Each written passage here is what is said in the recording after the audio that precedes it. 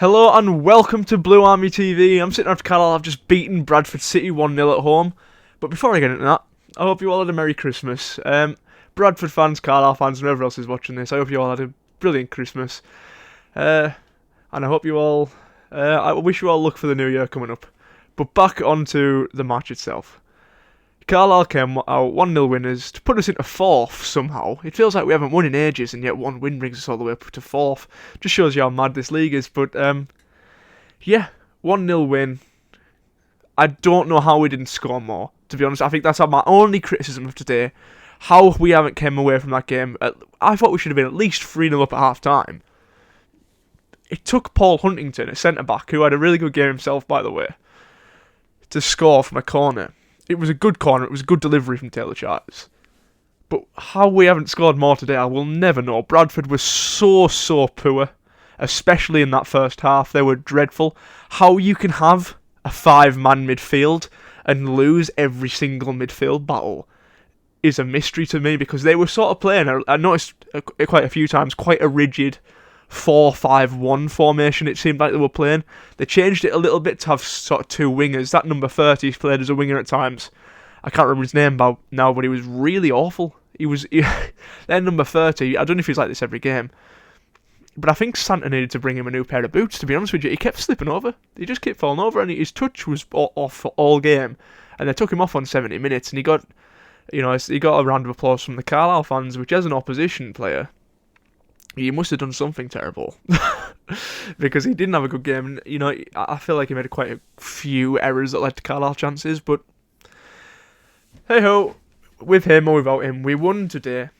And I think we played so well, especially in that first half. I think we let ourselves down a little bit in the second half, because coming towards the end of it, we were hanging on a bit, and we really shouldn't have been in that position. If they go on and score a late goal with their first shot on target, which I don't think they had a shot on target. They might have. I can't think of them having a shot on target. They didn't test Thomas Hawley really at any point.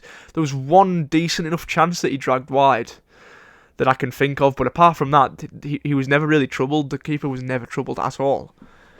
I don't think they had a good shot on target that Hawley had to save. I don't think Hawley made a single save today, because he didn't have to.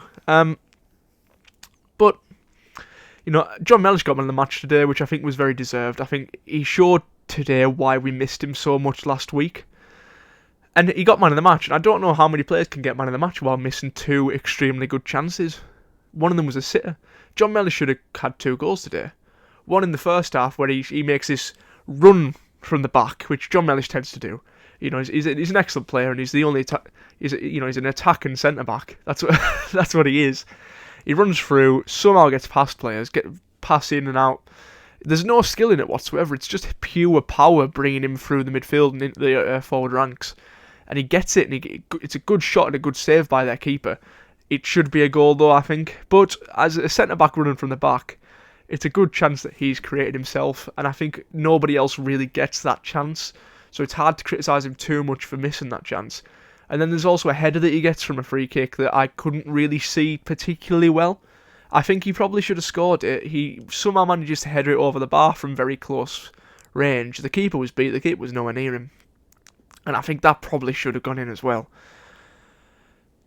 But yeah, regardless of that, we do come away with 3 points. So we're into 4th. It just shows me, though, it just shows so much how... I think Leyton Orient and Stevenage will probably go up more likely. And I think they're the two that are probably going to be beyond reach before long. I think Stevenage have got a game in hand on the rest of the league as well. But I think that 3rd spot is very much up for grabs.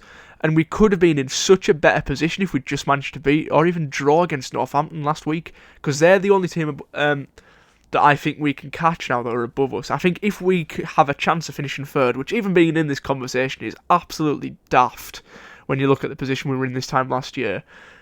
But I think if we're going to look to top 3, and I would just focus on solidifying playoffs first, because this league is very, very close. But I think if there is a team going to drop out the top 3, it'll be Northampton like they did last season. And we could have been so much closer to them if we hadn't lost to them last week, and it's so disappointing. But it's a long old season, we've still got a long way to go, and we're in a very good position. I think January is going to be very key for us. I think if we can manage to keep hold of Owen Moxon, keep hold of Jack Armour, keep hold of John Mellish, And if there'll be a few others that people will be after. Paul Simpson said in his interview today that he hasn't had any phone calls for any players. I know for a fact that's a lie. And I understand him saying that because he's probably been told to say that, and he has to say that to try and downplay any interest. But I know there's been interest in some players from clubs higher up and in the same league. But yeah, it's nothing too concrete as far as I know. But there has been some interest in a few players. Nothing to worry about so far, though. I'm happy to report.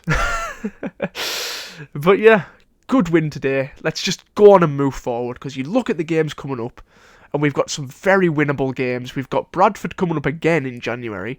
I think we've got Hartlepool, we've got Rochdale, we've got Newport, who are all in and around the bottom half of the league. And then we've got Barrow, who are on a real sort of downward spiral at the minute. And I think come that game we play them, I think they won't be anywhere near the playoffs, because they are on such a downward spiral at the minute. They probably should have lost today against 10 men. Against 10 men, they were really poor.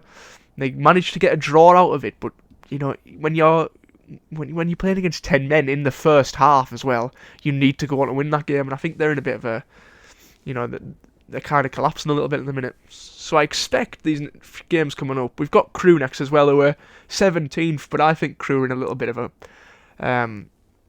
false position. I think Crewe are a lot better than where the table suggests. So I don't think that'll be anywhere near an easy game, but I think we can probably beat them. It's away from home. They showed how good they were when they came to Brunton Park and drew 0-0. They've got the likes of Kelvin Mellor there, who's really good defensively. I think they deserve to be a lot higher than they are, Crewe, because they are a good team. They're a very solid team from what I've seen. And I think they will make it difficult for us. Not even next week. It's only a few days from now, isn't it? Is it Thursday? Something like that. But yeah, I'm looking forward to it. I don't know whether I'm going to be there or not. I think tickets might have already sold out from that game and I haven't got any yet. So I look forward to listening to it or watching it. Thank you for watching. Have a happy new year, and in a bit.